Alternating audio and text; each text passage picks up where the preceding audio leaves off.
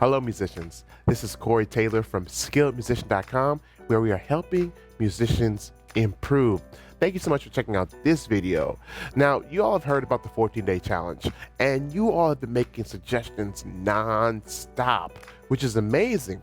Now, one suggestion that keeps popping up is improvisation.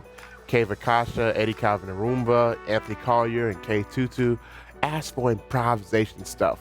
So this is going to be the first video of several dealing with improvisation. Now, before we get started, I want to make a quick little announcement. For those interested in the premium membership, you know that we've limited access to it so that we can work very closely with those currently in the membership.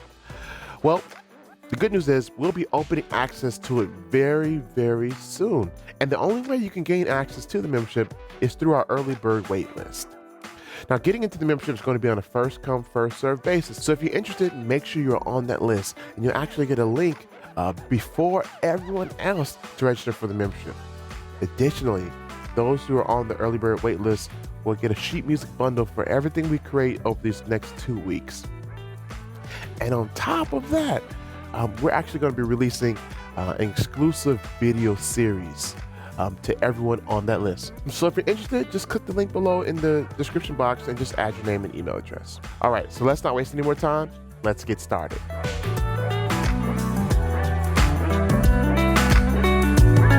I am a big fan of Cory Henry. I've been a fan of his for a long time. And I'm doing a series where I'm analyzing his playing. And so since I've gotten the suggestion about improvisation, and Cory Henry is a master improviser, I thought maybe we could listen to something he did and pull out a technique or two. All right. So let's take a look at him playing on the song "He Keeps on Doing Great Things for Me" and see if we can't pull something out of there. All right, so let's take a listen. Wait, did you catch that? Let's listen to that again.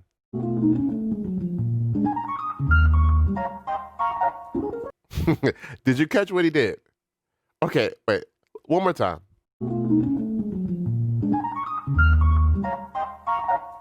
All right, okay, let's break it down. The first thing you have to understand is the melody. What's the melody? So this song goes, he keeps on doing great things. All right, so that's how the song goes. All right, so we're in the key of D flat, right?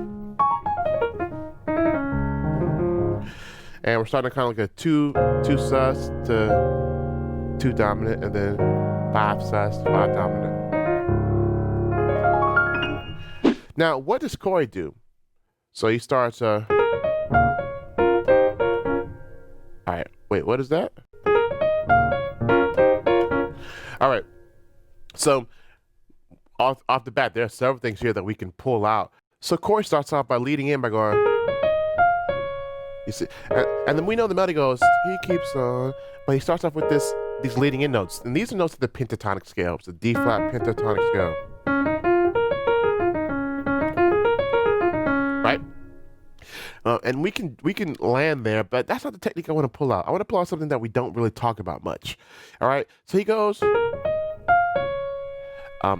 right, and right after he quotes the melody, he comes back and plays. So the B flat C, B, right, B flat C, D flat, B flat, and he harmonizes it, which is something else we could talk about how to harmonize it, but I don't want to focus there either. I just want to focus on the melodic line. So he goes, all right. Now this idea is called Motivic Repetition, or Motivic Repetition, how you pronounce it. And there are different types of Motivic Repetition. We want to focus on transposition. So that is taking a motif or phrase and repeating it at a different pitch. So think about Beethoven's Fifth Symphony and that motivic line. So we had a phrase, a motivic phrase, and repeated it down at different pitches. All right. So let's analyze what Cory did. He took this, and we'll focus on the, right? Let's focus there, and then he goes. So he takes this and repeats it down diatonically a third, right? And what I mean by diatonic, I mean he's staying within the scale. Now, this is very interesting. Now, let's dig a little more. We know that thirds and sixths are related. Like if I go down a third but if I start here again to get to that same B flat up here, I have to go up a sixth. So thirds and sixths are related. They're like inversions of each other, basically. So with this, I can kind of surmise that I can play anything and do a motivic repetition a third or sixth away, and hopefully it should work. So now, let's try it. So let's take another song. Let's take Autumn Leaves. So Autumn Leaves goes like this.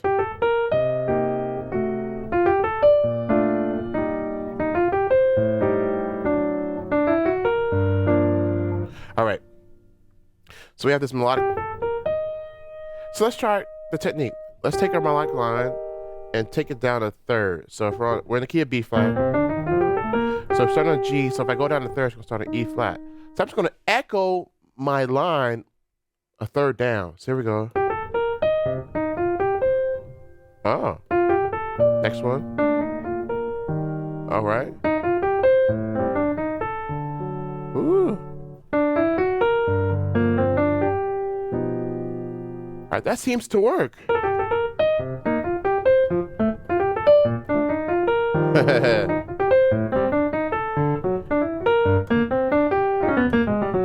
Just that idea of echoing the line, doing a motivic repetition where I take the same intervals.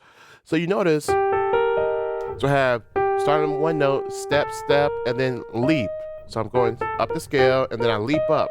So then I go here, up the scale, and leap up a fourth. And then again, scale, leap up a fourth. I do it down here a third, away. So let's try that Autumn Leaves example one more time. And this time I'm going to play it. I'm going to be a little bit more scattered rhythmically. Let's see if we can just still do the motivic repetition, see if it works. So here we go.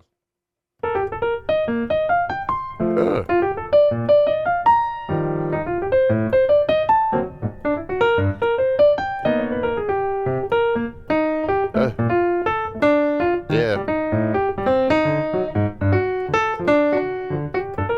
So even the last time I kind of did this two-note phrase and echoed it down, but even it still works. And you also notice instead of going down a third, I went up a sixth to the same note. Right? Instead of coming down here, I went up there. But it seems to work. Let's try it. Let's do a different song. Let's try it over the blues. Let's do F blues. So.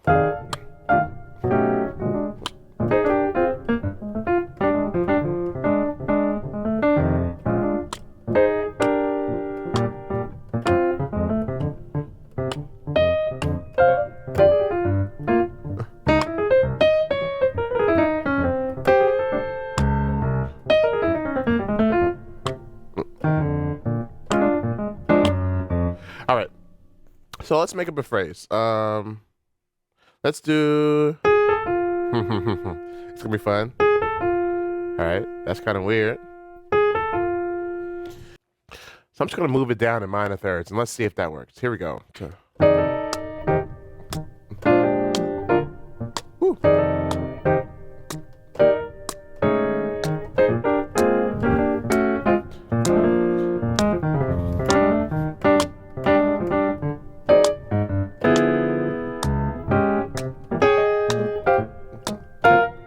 Here it is.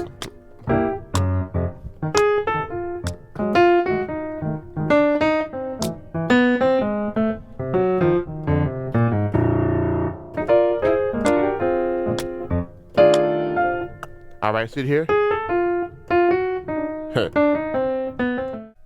So let's try this, but let's go up in minor thirds. Let's see if it works. So here we go. Set the groove.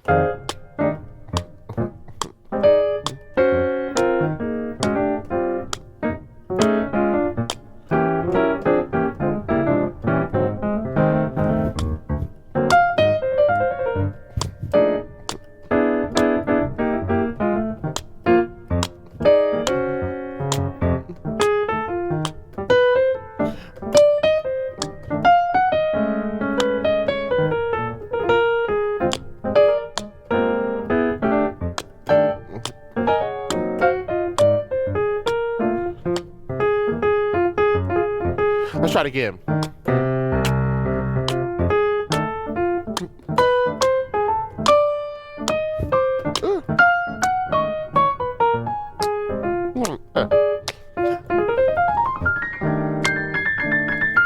All right. So you were able to see it going up in minor third. It's kind of like a diminished cycle. And it seemed to work pretty well. Right. All right. So why don't you try and take this idea, whether moving in major, minor third, sixth, up or down, give this a try in your own playing and see how it sounds for you. Send me a link of you playing. Let me hear what you're able to do with this idea. Please make sure you subscribe to the channel and like this video, as it really helps us here with the YouTube algorithm. Also, don't forget to comment below your suggestions for new videos during this 14-day challenge, because I really want to make the videos you want to see. And lastly, make sure you are on the early bird waitlist, because there are a ton of surprises for you on there. All right, until the next one, be blessed and happy practice.